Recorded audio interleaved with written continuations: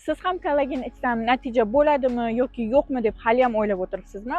Unda bizning mijozlarimiz fikrini eshitib ko'ring. Assalomu alaykum. Xurshida, yaxshimisiz, tuzukmisiz? Bolajonlaringiz yaxshimi? Ishlar bilan charchamayapsizlarmi?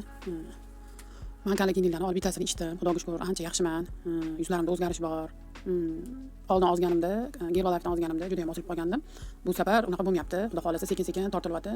Ozishda davom etyapman, lekin o'sha ozish bo'yi davomida ichib borish kerak ekan. 3 oydan 6 oygacha agar yaxshi yursam, xudo xolasa polni olib jeb yurish niyatim bor. Aytganinglardek, haqiqatan yaxshi ekan. Zo'r effektlari zo'r. Terlarim tiniq bo'lgan, silliq bo'lgan, nam bo'lib turibdi. Yuzlarimda ancha o'zgarish bor, xudo xolasa. Yana ichib davom ettirib, xudo xolasa yoshlattirib beradi dedilar, yoshlikni saqlaydi dedilar, o'shanga ham qiziqib ichib olman, xudo xolasa yana olib ichaman. Ancha o'zgarishlar bor. Rahmat deyman sizlarga kattakon. Tugasa yana zakaz qilaman, xudo xolasa. Ikkinchisini xudo xolasa boshlayman ichishni. Ancha yaxshiman. Hozirda 10 kilo vес tashladim. Yana ozish niyatim bor, yana ham ozish niyatim bor. O'sha davomida sizlardan kollagen olib ichib turaman, xudo xolasa. Natijalar zo'r. Natijalarga gap yo'q. Mahsulotinglarga vobshe gap yo'q. Boshqalarga ham tavsiya qilardim, olib ichishligini. Haqiqatda zo'r ekan. Menga rosa yoqdi, lekin rahmat deyman kattakon sizlarga. To'g'ri, bu natijalarga ishonish qiyin, lekin buni Sinalife bilan uddalasa bo'ladi. To'liqroq ma'lumot uchun esa kommentariyada bir raqamni qoldiring.